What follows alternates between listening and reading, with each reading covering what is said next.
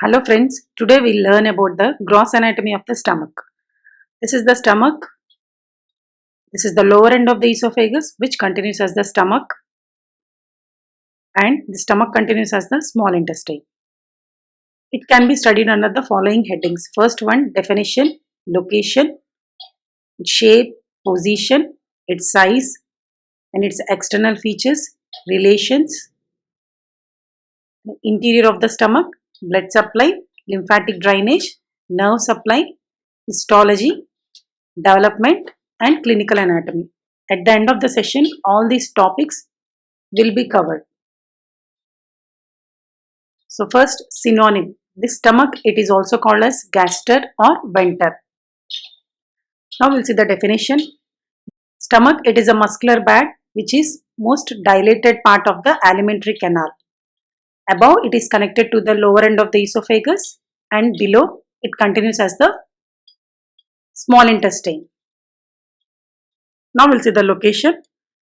This is the stomach. This pink colored one, it indicates the stomach, and this is the liver. Roughly, the stomach, it is seen in the left upper abdominal quadrant.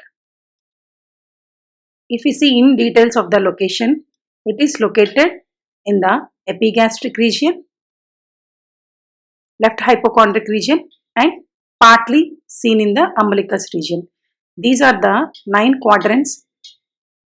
According to these 9 quadrants, abdomen is divided. This is the umbilicus. Above the umbilicus is the epigastric, and below the umbilicus is the hypogastric. And this is the right and left hypochondric regions. And these two on either side of the umbilical region, they are known as right lumbar and left lumbar. And these two are right iliac and left iliac. According to these 9 quadrants, we can study the position of the soft organs in the abdomen.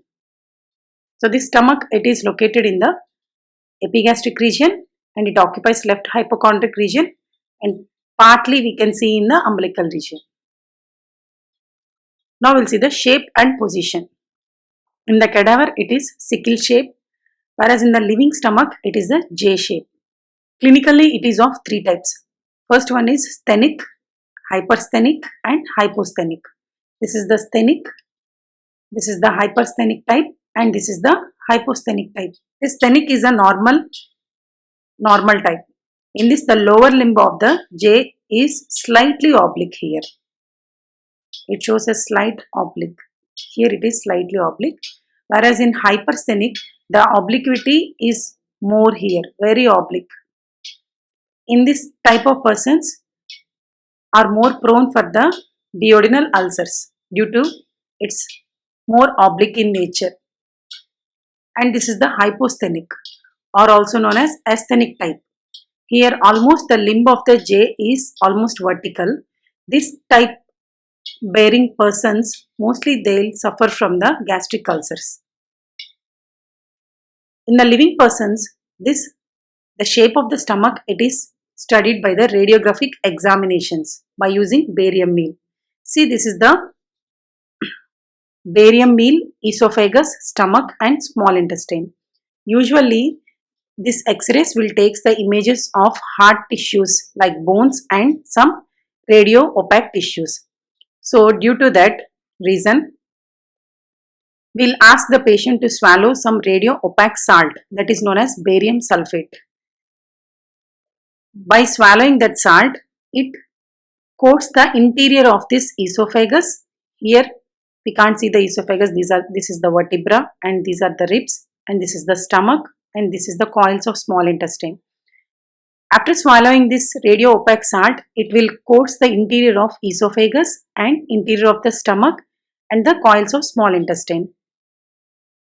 Then the images are taken. By following this procedure of barium meal, we can able to know any abnormalities in the esophagus, stomach and small intestine. Look here in the coils, these are the coils of small intestine. Inside there is a radio opaque salt, that is the barium sulfate solution.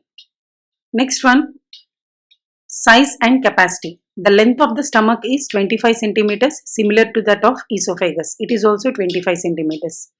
And if you see the capacity, at birth it is of 30 to 50 ml, which is the size of an orange. And puberty stage it is 1 liter capable, and at adult stage it is 1 to 1.5 liter. Next one, external features. This is the stomach. If you see the external features, it consists of cardiac orifice and pyloric orifice. Orifice here indicates the opening. This lower end of the esophagus will continue as the cardiac orifice, which opens into the stomach. So first one, this is the cardiac orifice, and this is the pyloric orifice. And two curvatures, lesser curvature and greater curvature. Two surfaces, everything is two here. Anterior superior surface, and behind the stomach is posterior inferior surface. And two parts, the greater cardiac part. Assume this is an imaginary line which is not clearly seen here. This is an imaginary line. The part above the imaginary line is the great cardiac part, and the part below this imaginary line is small pyloric part. So two parts, cardiac part and pyloric part. Notches. Two notches will be there. One is a cardiac notch and another one is a angular notch. Two sphincters. One is a esophageal sphincter and another one is a pyloric sphincter. This sphincter is nothing but a thickening of the muscle inside the lumen. Now first we will see in details about the cardiac orifice. This is the cardiac orifice. It is 40 centimeters away from the incisor teeth and 10 centimeters deep from the anterior abdominal wall. And exactly if you see the location, assume this is as the midline, my pointer as the midline. This cardiac orifice, it is located 2.5 centimeters left to that of midline. And for the appearance, and it acts as the physiological sphincter, but we can't see the sphincter anatomically. But this orifice shows some sphincteric action, which is physiologically evidenced. Normally this sphincter, it is closed here. Next one is pyloric orifice. This is the pyloric orifice. This is the midline. It is located 1.25 centimeters right to that of midline. And this pyloric orifice, inside it is having pyloric sphincter. Normally it remains open. This cardiac orifice, in living beings, we can identify the pyloric orifice on its external surface by the presence of circular groove. On its surface, there will be the circular constriction. It indicates inside there is a thickening of the muscle known as pyloric sphincter, which feels like a firm nodule inside. This is about the pyloric orifice. And in cadavers, if you see, it is stained by a bile. Whereas in living beings, externally, surrounding this circular constriction on the anterior side, we'll see pre-pyloric vein of Mayo. This is about the pyloric orifice. Two parts, an imaginary line which is drawn from the angular notch. Here this point is known as angular notch. This is the lesser curvature and this is the greater curvature, which is 5 times longer than the lesser curvature. The most dependent part of the lesser curvature, it is known as angular notch or incisura angularis. So the imaginary line drawn from the angular notch towards the left side, which divides the stomach into great cardiac part and small pyloric part.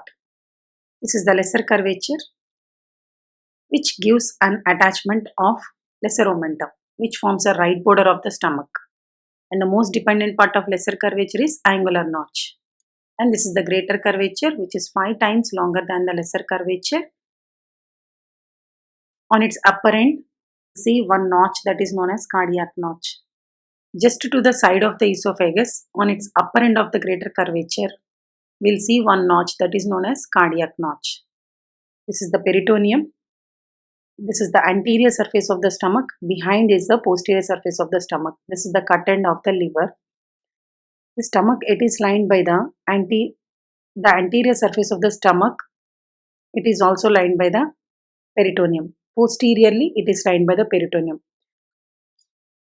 This peritoneum will continues from the lesser curvature as the lesser omentum. Whereas this peritoneum covering the anterior and posterior walls, on its greater curvature, it continues as the greater omentum. And this greater omentum has given names according to its attachment. Surfaces, it is having anterior superior surface which faces upwards and forwards, posterior inferior surface which faces downwards and backwards. We have to study two parts which are subdivided into four. Here first, this is an imaginary line drawn from the angular notch towards the left side, which divides the greater cardiac part and small pyloric part. Again, this greater cardiac part, it is divided by an imaginary line drawn from the cardiac notch towards the left side, which divides the cardiac part into fundic part and body. This is the body and this is the fundic part. The dome shaped part, which is known as fundus. Normally in fundus there will be the fundic air. It is 50 ml in adults. This air is aspirated while taking the food. Usually this air, it can be observed in the x-rays as a translucent shadows. And this is the body which is extends more towards the greater curvature. And it is seen between the fundus and the pyloric part. In the body we'll see the gastric glands made up of chief cells, parietal cells and mucous neck cells. Now we'll see the pyloric part, division of pyloric part. This is the sulcus intermedius which divides the pyloric part into two. This one is the pyloric antrum, this bulged part, and this is the pyloric canal. This pyloric antrum is 7.5 centimeters in length and this pyloric canal, it is 2.5 centimeters in length. This pyloric canal, it is terminated as pyloric orifice. Inside this pyloric canal, there will be the thickening of inner circular layer muscle. This forms the sphincter inside and we can feel like a firm nodule is inside the pyloric orifice. That is nothing but a pyloric sphincter. This is the lesser curvature which forms the right border of the stomach and this is the greater curvature which forms the left border of the stomach.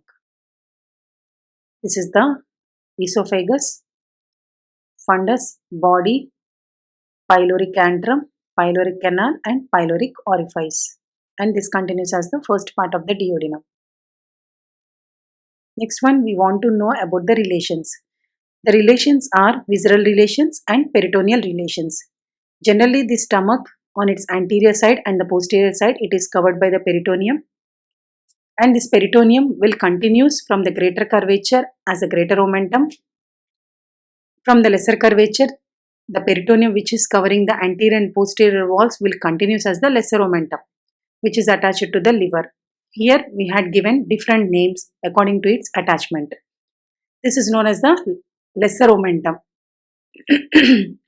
and this is known as the hepatogastric ligament. This is the attachment seen between the gaster means stomach, hepa means liver.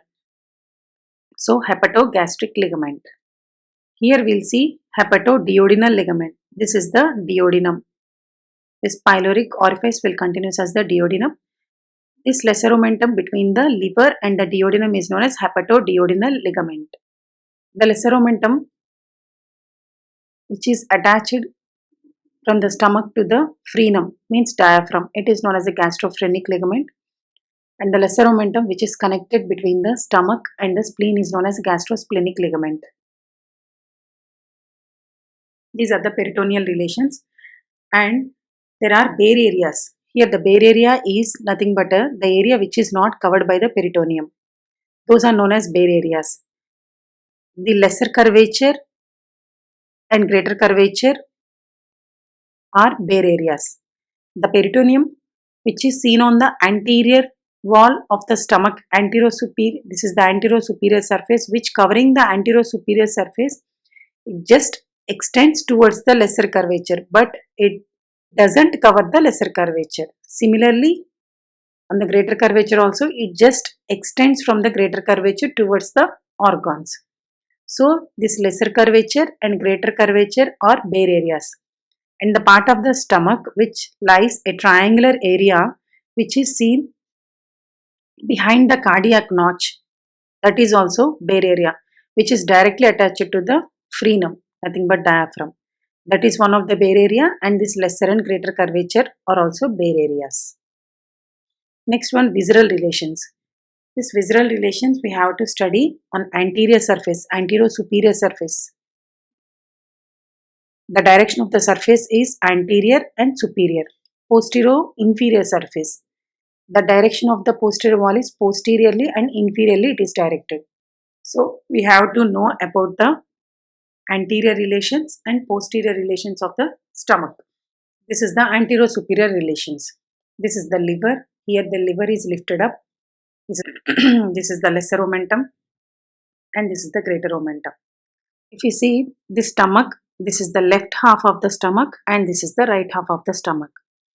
This left half, it is related to the diaphragm above, and this diaphragm separates this left fundic part of the stomach with the left lung with its pleura and pericardium with along with 6th to 9th costal cartilages with its spaces. Here it will come like this.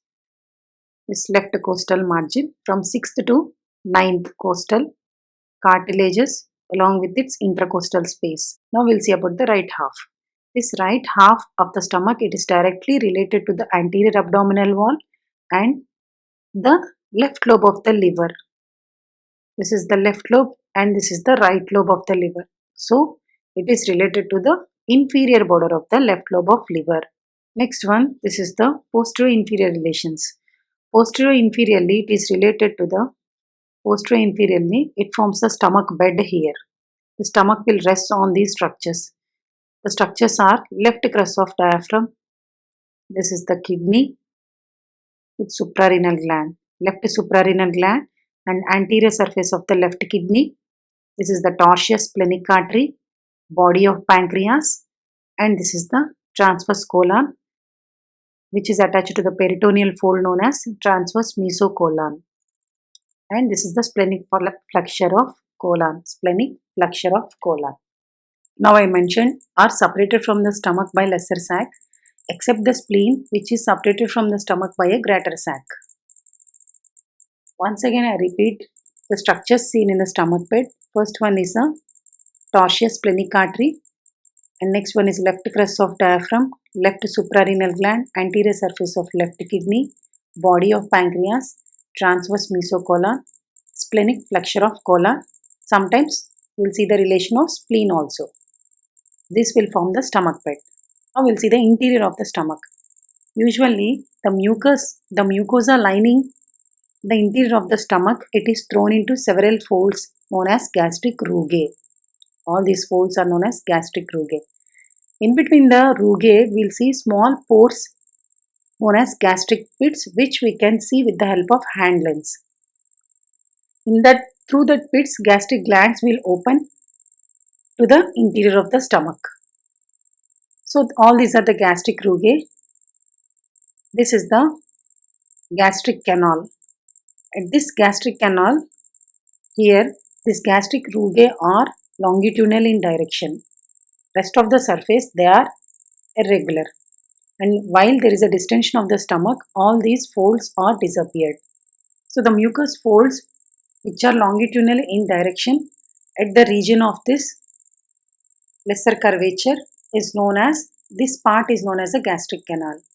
And this part is more prone for the gastric ulcers, because when the person swallows directly, first they reach this area, then only they can spread to the rest of the area of the stomach. By taking any irritating drinks, this gastric canal is irritated and there will be the occurrence of gastric ulcers here.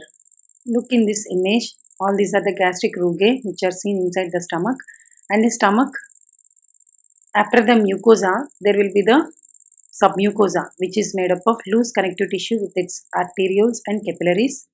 After that, muscularis externa which is made up of three layers. This is the cut section.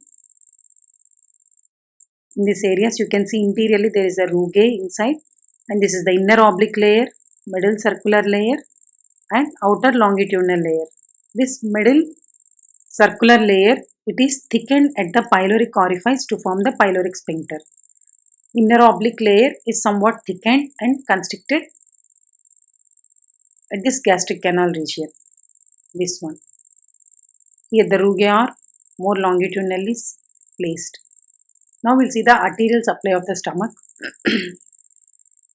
Before going to the arterial supply of the stomach, you have to know about the celiac trunk. The position of the celiac trunk, it is at the level of L1 vertebra. This foregut, midgut, hindgut. The foregut is supplied by the celiac trunk, midgut is supplied by the superior mesenteric artery, and the hindgut is supplied by the inferior mesenteric artery. So the foregut, it is supplied by the celiac trunk. Now we'll see the branches coming from the celiac trunk. These branches will supply to the stomach. The first main branch is the tortuous splenic artery. This tortuous splenic artery, it gives splenic branches to the spleen. Apart from that, it also gives a short gastric branches at the fundic region. And along with that, it also gives branches to the left gastro. It continues as the left gastroepiploic artery. So these are the branches of splenic artery. This is the, along with that, the splenic artery also gives pancreatic branches also. So you have to know about the gastric, the arteries supplying the stomach. Those are splenic artery. The splenic artery is giving short gastric arteries and left gastroepiploic artery. Next branch directly coming from the celiac trunk is left gastric artery. This is the left gastric artery. From the left gastric artery, it gives another branch known as esophageal branch. And these are the gastric branches. Okay. And next branch, this is the celiac trunk, splenic artery, left gastric artery, and this is the common hepatic artery. From the common hepatic artery, this is the vertical branch that is known as a gastroduodenal artery, which passes behind the first part of the duodenum. From the gastroduodenal artery, this branch will come, that is right gastroepiploic artery. So on the greater curvature, we will see anastomosis between the left gastroepiploic artery and the right gastroepiploic artery. This right gastroepiploic artery is a branch of gastroduodenal artery. This is in turn branch of common hepatic artery. Common hepatic artery is coming from celiac trunk. And apart from that, it also gives another branch. This common hepatic artery, it gives another branch that is known as right gastric artery. This right gastric artery and the left gastric artery, both they'll show anastomosis at the lesser curvature. So these are the vessels supplying the stomach. Right and left gastric artery, splenic artery, short gastric arteries, left and right gastroepiploic arteries. These are the branches supplying the stomach. Next, venous drainage. These are the veins which drains the corresponding arteries.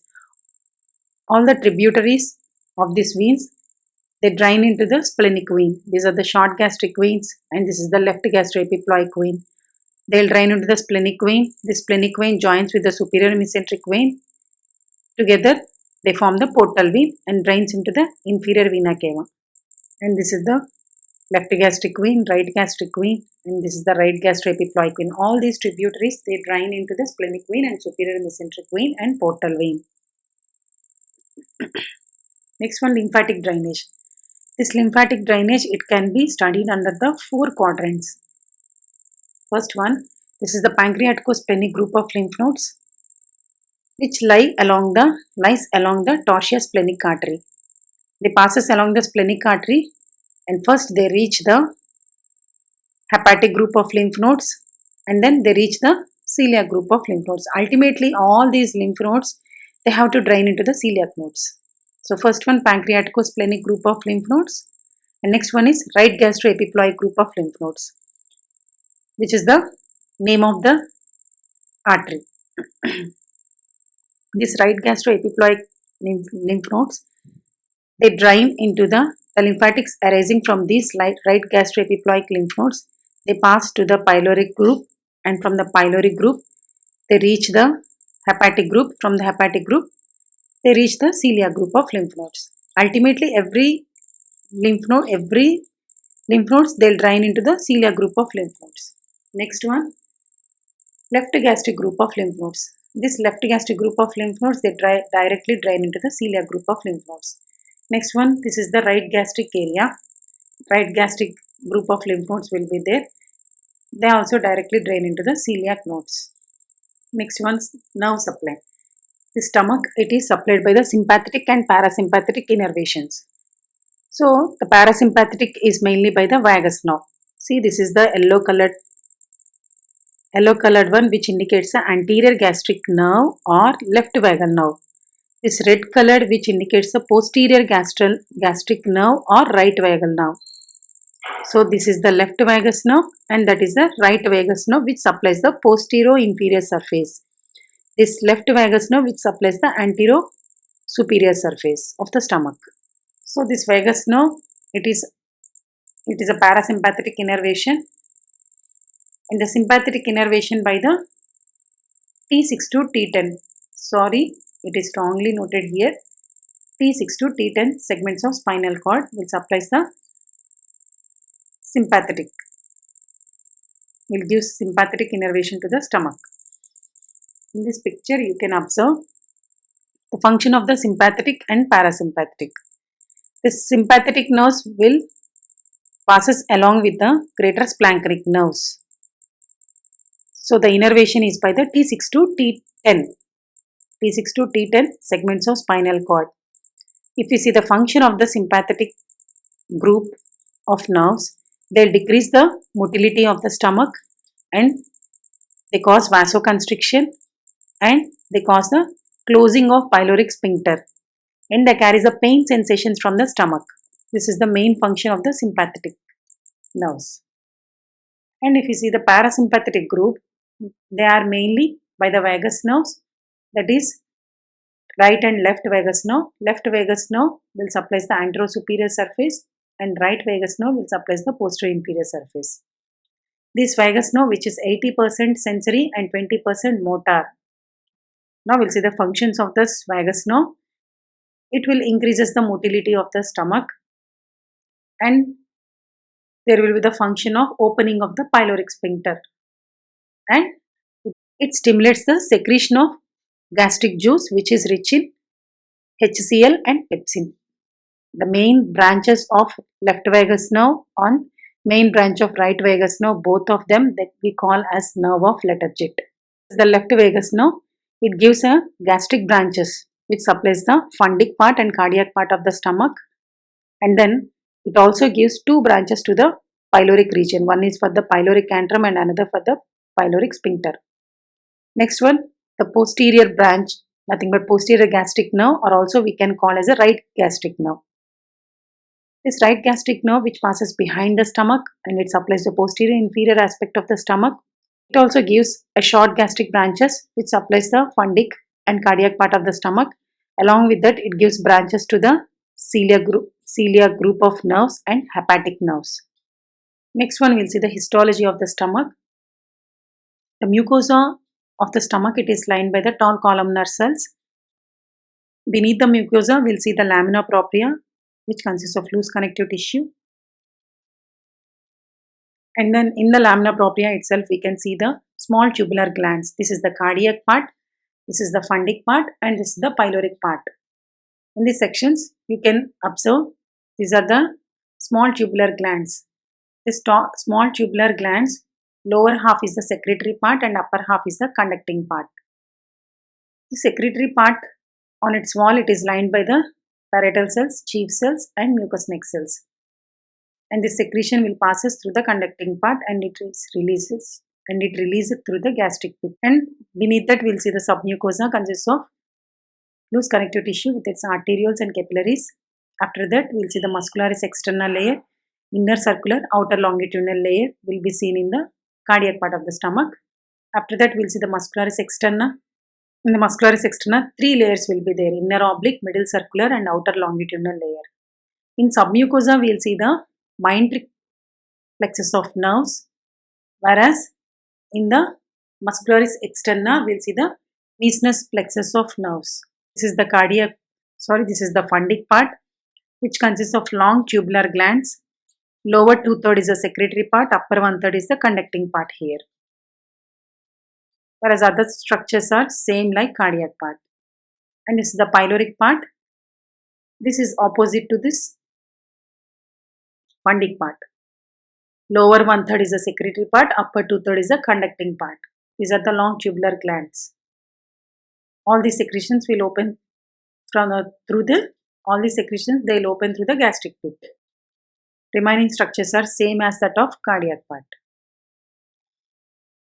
Next one we'll see the development of the stomach. At the lower end of the foregut, we'll see a fusiform dilatation, which is a derivative of endoderm. For the dilatation, we'll see a concave border, anterior concave border and posterior convex border will be there. And this is the fusiform dilatation having the right and left surface. What we are seeing is this is left surface, on opposite side we'll see the right surface. This fusiform dilatation, it undergoes 90 degrees clockwise rotation. So by that, this left surface like this, it is rotated. You can see this arrow marks. Usually this is the left surface. From the side we are viewing this image, this part having anterior concave border and the posterior convex border and having right and left surfaces. If this thing will undergoes a 90-degree clockwise rotation, will attain like this. This left surface will becomes the anterosuperior surface, whereas the right surface will becomes the posterior-inferior surface, and this narrow concave anterior border will form a lesser curvature, that is right border, and this convex border will form a convexity of the greater curvature, which is left border of the stomach.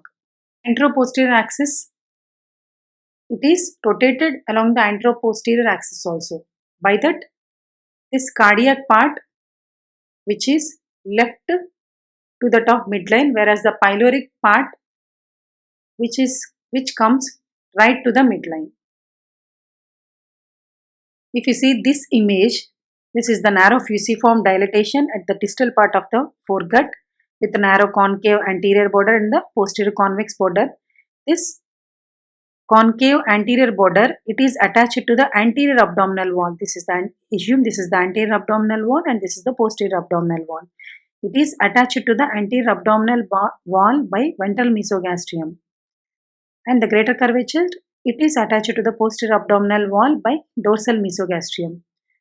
After that, we'll see the development of liver in the ventral mesogastrium, and we'll see some mesodermal condensations will be seen in the dorsal mesogastrium like spleen. These are the few things about the development of stomach. Now we'll see about the clinical anatomy. First one is a gastric pain.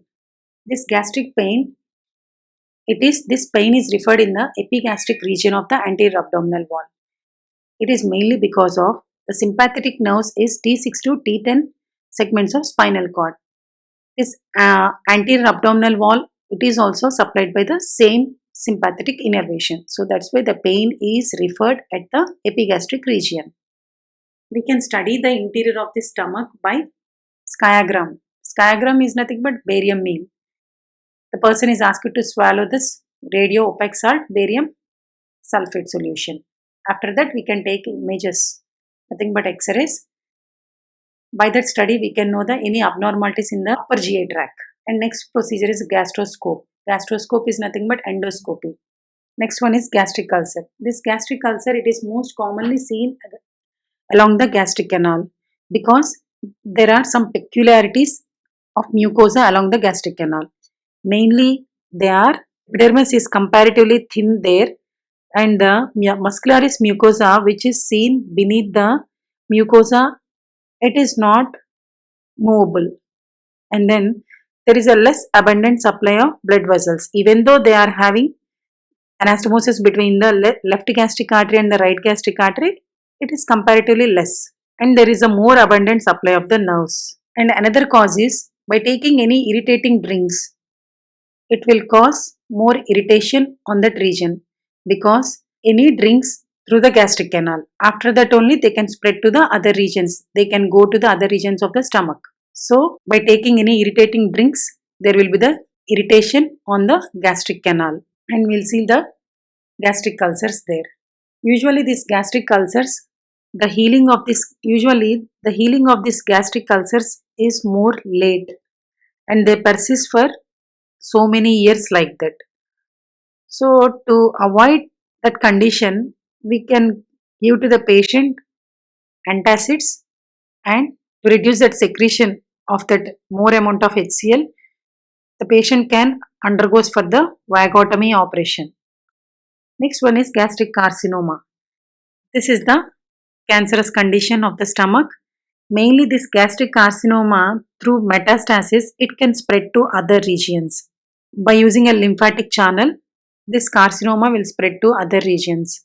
Here, this gastric carcinoma, it is spreaded to left supraclavicular region through the by using a channel like it passes through the thoracic duct. From the thoracic duct, this cancer cells, they'll reach to the left supraclavicular group of lymph nodes.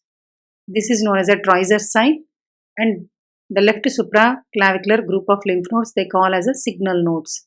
So this gastric carcinoma, mainly they can use the channel of lymphatics for its spreading. Next one is pyloric obstruction. It is congenital or acquired. In this condition, when the patient swallows some food after meals, immediately he is vomited. Next, other common investigations are fraction test meal. It is mainly done to know the level of acidity in the stomach. And other investigations are taking radiographs like a skiagram and endoscopy. Next one, gastric triangle.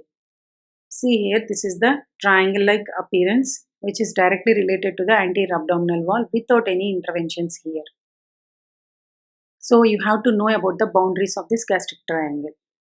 Okay. So first one, on the right side, it is overlapped by the left lobe of the liver with its quadrate lobe. In the left lobe, we'll see the caudate and quadrate lobes for the liver. So we'll see on the right boundary, it is formed by the left lobe of the liver simply, whereas the right margin, it is formed by the, left side, it is formed by the left costal margin and the diaphragm. Inferiorly, it is bounded by the transverse colon. So this is the area of the stomach which is directly related to the anterior abdominal wall, and this gastric triangle, clinically, it is useful for the patients doing the gastrotomy procedure. When there is an esophageal obstruction, the patient is fed by doing the gastroscope procedure. Next one, trop space. This is the trop space which is topographically seen on the surface of the fundus. The importance of this trop space is, we'll see a tympanic sounds while doing the percussion. So we have to know the boundaries of this trop space. This is the above and this is the below costal margin, above by the lower border of the left lung, below by the left costal margin, right side by the left lobe of liver, as the left side by the spleen. So this is the trop space. It will be used in the clinical conditions like when there is the enlargement of liver, enlargement of spleen and pleural effusion. This space is obliterated here. It assumes a clinical importance. So this completes the gross anatomy of the stomach, the following subheadings. Thank you for watching my video.